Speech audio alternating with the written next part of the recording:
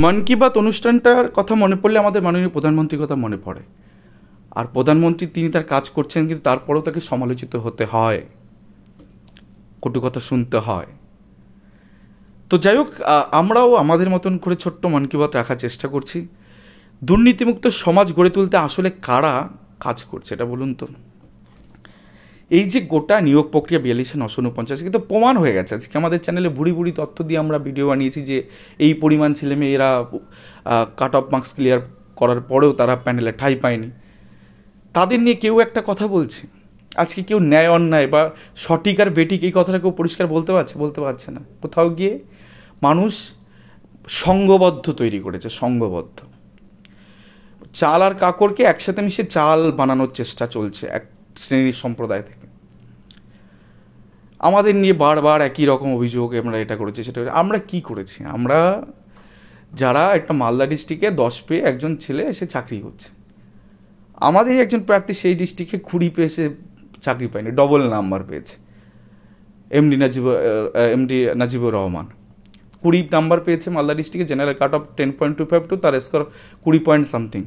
সে double number পেয়ে এই প্যানেলে ঢুকতে পারেনি। একটা না, এরকম অনেক উদাহরণ আছে, বহু উদাহরণ আছে। তো আজকে সেই ছেলেটার অবস্থান কোথায়? আজকে 7.5 বছর ধরে যে স্কুলে থাকার কথা, স্কুলে পঠন পাঠন এগুলো দেখার কথা, ছোট ছোট শিক্ষার্থীদের পাঠদান করার কথা, সেগুলো সে না করতে পারে। আজকে হয়তো সে কোথাও গিয়ে টিউশনি পড়াচ্ছে বা বাড়ি কোনো দোকানদারি করছে বা কোনো সেন্টারিং কাজে যুক্ত বা অন্য কোনো চাষবাসের সাথে পেশায় যুক্ত আছে। যার লাইফটাই অন্যরকম হতে পারত, তাকে পুরো অন্ধকারে নিমজ্জিত করে ফেলেছে। আজকে মানহানি কার ঘটেছে? 7.5 বছর ধরে মানহানিটা কার ঘটেছে? যে চাকরি পায়নি, বেকার, সমাজ থেকে কিন্তু ছুঁড়ে ফেলে দিয়েছে, আস্তে করে বলেছে যা তুই তো কিছু পাসনি, তোর দ্বারা কিচ্ছু হবে না। এই সমাজে এই সমস্ত লাঞ্ছনা তো তাকে সহ্য করতে হয়েছে। মানহানিটা 7.5 বছর ধরে কাদের হয়েছে? এখন খুব মানহানি। যে 10 পেয়ে চাকরি করছে তার উদ্দেশ্যে একটা কথা বললে তার মানহানি হয়ে গেল, আর যে 20 পেয়ে চাকরি পায়নি তাকে নিয়ে কিছু বললে তার মানহানি হবে না, তাই না? মানুষ কখন যায়? ভারতবর্ষে 3টে বড় স্তম্ভ, আইন, শাসন আর হচ্ছে বিচার। তো মানুষ বিচার পাওয়ার উদ্দেশ্য তো কোথাও যাবে। তো বিচার পাওয়ার উদ্দেশ্যে সে যদি ন্যায়ালয়ে যায়, সে যদি বলে না আমার ন্যায় বিচার, আমার জাস্টিসটা আমাকে দিন, সেটা তো অন্যায় কোথায়? অন্যায় তো কিছু নেই। কিন্তু কিছু কিছু মানুষ এই চাল আর কাকড় যেটা রয়ে গেছে, কাকড়রা কি করছে? তারা সংঘবদ্ধ টিম তৈরি করছে যে আমি তো এই প্যানেলে ফিট হতেই পারতো, একবার পেয়ে গেছি তো চলো আমার জায়গাটা আমি কাউকে নিতে দেবো না। তারাই চেষ্টাটা চালাচ্ছে। তাই সে চালাক, তাতে করে কি কারো কিছু যায় আসে না। কিন্তু সেই জিনিস চালাতে গিয়ে যারা অ্যাকচুয়াল যোগ্য, যে 10 থেকে 12 হাজারের কথা বলছি, যারা সত্যি প্যানেলের বাইরে থেকে গেছে, অধিক মেধা সম্পন্ন হওয়া সত্ত্বেও, তাদের পথে এরা একটা বাধা সৃষ্টি করছে। তাদের সাথে কিন্তু এদের কিছু যায় আসে না। এরা নিজেদের অ্যাকোমোডেশনের কথা বলছে, অথচ সেগুলো তাদের গায়ে টেনে নিচ্ছে। তো বিষয়টা হচ্ছে সেই জায়গা থেকেই কাকড়গুলো সংঘবদ্ধ হয়ে বিভিন্ন হুমকি, মানহানি, তা এই সমস্ত করে বেড়াচ্ছে। অ্যাকচুয়ালি তারা ফার্স্ট্রেটেড হয়ে পড়েছে। তারা আসল জায়গা যেখানে গিয়ে অ্যাকচুয়াল তাদের লড়ার কথা, সেখানে না গিয়ে তারা ফেসবুক, হোয়াটসঅ্যাপ, টেলিগ্রাম এই সমস্ত জায়গায় লড়াইটাকে নিয়ে গেছে। জানি না তাদের করে বিচারপতি সেখানে বসে থাকতে পারে, সেখান থেকে হয়তো বিচার দেবেন, যেটা হয়তো গোটা পশ্চিমবঙ্গে ইমপ্লিমেন্ট করবে, হতেও পারে। সেটা তারা তো অনেক কিছু করতে পারে, তাদের একটা বিষয় খামতি নেই। সেটা কি তা বুঝেই গেছেন যে 7.5 বছর ধরে কি করলে তাদের খামতি নেই। তো যে ছেলেটার কথা বলছিলাম বা যে ছেলেগুলোর কথা বলছি, যারা এই প্যানেলের মধ্যে ফিট হতে পারত 42,949, তারা বিভিন্ন সময় বিভিন্ন ধরনের মামলা তারা কোর্টের দ্বারস্থ হচ্ছে, মামলা করেছে। এবং সেখান থেকে বিচারপতিদ্বয়দের মনে হয়েছে যে এগুলোর মধ্যে কিছু ব্যাপার আছে, সিবিআই ইনভেস্টিগেশন দিয়েছে। সিবিআই ইনভেস্টিগেশন কি পিটিশনে বলেছিল যে আমাকে সিবিআই ইনভেস্টিগেশন দিন, তা তো বলেনি। বাট বিচারপতিদের মনে হয়েছে সুমোটো কন্টেম্পটে তারা এই বিষয়গুলো করেছেন, এবং সেক্ষেত্রে একাধিক তথ্য সামনে এসছে এবং তাতে দেখা যাচ্ছে যে সত্যিই এত বড় দুর্নীতি বা বেনিয়ম বা অনিয়ম ঘটেছে, এবং যার দৌলতে প্রচুর পরিমাণ প্রার্থী তারা পেয়ে যেতেন। ওই সময় 2017 সালে পেয়ে যেতেন। পশ্চিমবঙ্গের অবস্থা এমনটাই যে স্কুল সার্ভিস কমিশনের বন্ধ, বাকি অন্য কোথাও অনেকে পড়াশোনা করে পা, এটা হয়নি পড়াশোনা করে পা। প্রথম কথা হচ্ছে কেন পাবে? তার তো জায়গাটা ওটা ছিল, তার তো জায়গাটাই ছিল হচ্ছে ওই জায়গাটা। সে 7.5 বছর আগে স্যার অ্যাকোমোডেশন হয়ে যাওয়ার কথা, এসএসসি বন্ধ, কোথায় যাবে? আর অধিকারটাই বা ছাড়বে কেন? তার নিজের যোগ্যতার বলে সে বলিয়ান হয়ে প্যানেলের দিব্যি ঠাঁই পেয়ে যেত। বাট সেক্ষেত্রে কি হলো যে না, তার জায়গায় অন্য একজন কাকরকে বসিয়ে দেওয়া হলো। কাকর হয়তো নিজে জানেও না, কিন্তু আমাদের চ্যানেলে যে পরিমাণ ভিডিও গেছে আশা করি তো মাথায় ঢুকিয়ে যাওয়ার কথা এতদিনে, এর পরেও কী করে ঠিককে ঠিক ভুলকে ভুল কেন বলতে পারছে না, এটাই বড় ভাবার বিষয়। তারা হুমকি দিচ্ছে, দেখে নেব, হ্যান কারেঙ্গে তান কারেঙ্গে, ছোটাবো, এখানে নিয়ে যাব, ওখানে নিয়ে যাব।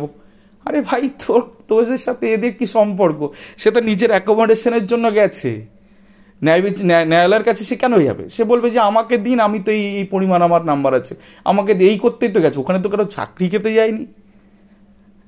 সেটা কোর্ট বুঝবে, কোর্ট কী করবে কি না করবে, সে কোর্ট বুঝেছে, তার জায়গা থেকে সে কোর্ট নিজের মতন স্টেপ নিয়েছে। সেখান থেকে যারা নিজেদের অ্যাকোমোডেশনের জন্য গেছে তাদেরকে সব টার্গেট করা হচ্ছে, যে তুমি এগিয়েও না, তুমি এগোলে আমার বিপদটা হতো না যদি অ্যাজ পার রুলস হতো, বিপদটা হতো না যদি রাতের অন্ধকারে SMS স্ন্যাপারটি নিয়োগটা হতো, বিপদটা হতো না যদি রিজার্ভেশন রুলটাকে ঠিকঠাক করে মেনটেন করতো, রিজার্ভেশন হতো যদি MRC ক্যান্ডিডেটকে জেনারেলের মধ্যে শিফট করতো, তাহলে হতো না। এগুলো তো করেনি। সংবিধান স্বীকৃত অধিকার 2 বছর 11 মাস 18 দিন সময় লেগেছিল সংবিধান তৈরি করতে, 64 লক্ষ টাকা খরচ হয়েছে সেই টাইমে, সেই সময় 11টা অধিবেশন সিটিং বসেছে। ভারতবর্ষ স্বাধীন হওয়ার পরেও এই সংবিধান লেখালেখির কাজ চলছে। 1950 সালে কোথায় 26শে নিশ্চয়ই সংবিধান কার্যকরী হয়েছে। সেই সংবিধান অমান্য করে যখন কেউ কিছু করে, তো সে তো দেশদ্রোহী, তাকে তো এদেশে থাকাই উচিত নয়। এই দেশে থেকে সংবিধান মানবে না, অধিকারগুলোকে একজন অধিকার আর একজনকে দিয়ে দেবে, সবাই সব কিছু মেনে নেবে। তো যারা লড়ছে এদের মৃত্যু ভয়ও নেই। কারণ স্বাধীনতা আন্দোলনের সময় যদি সবাই এটা ভাবতো যে আজকে আমি গেলে আমার ক্ষতি হতে পারে, দেশটা আমার স্বাধীন হবে না, দেশটা আমি না গেলে তো দেশটা স্বাধীন করবে কি, ব্যাপারটা তো এইরকম জায়গায় চলে এসছে যে সংবিধান স্বীকৃত অধিকার কেউ যদি এগিয়ে না যায়, সে অধিকারটা যদি খর্ব হতে থাকে, সে অধিকারটা একটা টাইম বিলীন হয়ে যাবে, থাকবে না কিছু সেই অধিকার। তো সেই সংবিধান স্বীকৃত অধিকার তো মানতে হবে ভারতীয় নাগরিক হিসাবে। সেটা না মেনে আপনি ম্যালাফাইড করে, আপনি ভুলভাল করে আপনি নিয়োগ করে দেবেন, সেটা সবাই মেনে নেবে। হাতের 5টা আঙুল তো সমান নয়, সবাই তো এটা চোখ বন্ধ করে দেখবে না। আর আপনার হুমকির কে ধার ধারে মশাই? হুমকির কে ধার ধারে? ওই কাকরদের হুমকি অনেক দেখে নেওয়া আছে, সব দেখে টেকেই আমাদের এগোনো। বেশি দিন চালানো যাবে না এই জিনিসগুলো, অনেক হয়েছে, এনাফ ইজ এনাফ। কার মানহানি হচ্ছে 7.5 বছর ধরে, কে যন্ত্রণা ভোগ করেছে, সেটা হাড়ে হাড়ে এখানে দেখে নেওয়া হবে। সবাই এক নয়, জানেন তো, সবাই এক নয়। কিছু কিছু মানুষ আমাদের সাথেও তারা যুক্ত, তারাও বলেন যে এটা ঠিক নয়, এটা এই হয়েছে, এটা সেই হয়েছে, এটা সত্যিই ভুল হয়েছে। এই সত্য কথাটা সত্যভাবে কেউ বলতেই চায় না। অধিকাংশ মানুষ একটা গোঁড়ামি ধরে আছে, সে গোঁড়ামিতে, আরে সে তো একজন শিক্ষক, মানে কি, সে তো সব দিক থেকে শিক্ষক, সে তো সঠিকটাকে সঠিকই বলবে, দেখো এটা সঠিক, এইটা ভুল, এটা ভুল। এই ব্যাপারটাই কেউ বলতে পারছে না। আজকে এতগুলো প্রমাণ দিয়ে এত ভিডিও আমরা কেন অ্যাওয়ারনেস বাড়িয়েছি? তার কারণ হচ্ছে এই আমাদের তরফ থেকে অন্যায় কিছু হচ্ছে না।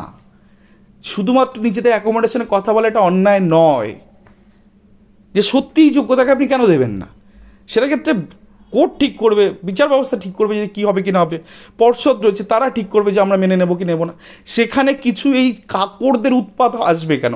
এই এন্টায়ার সিনেমাতে কাকরদের তো থাকারই কথা নয়, কিন্তু কাকররা কি করছে, নিজেদেরকে একটা সংগঠন বানিয়ে ফেলেছে। হ্যাঁ, কাকর সংগঠন। সেই কাকর সংগঠন চাইছে যাতে তারা ভুল করে ঢুকে গিয়েও তারা যাতে সেখান থেকে না যায়, অন্যের জিনিসটা জবরদস্তি করে নিয়ে বসে আছে, তো সেটা যাতে না যায়। তো এটা কেউ ছেড়ে দেবে নাকি? কারো অধিকার, এত কষ্ট করে পাওয়া একটা অধিকার, সেটা ছেড়ে দেবে?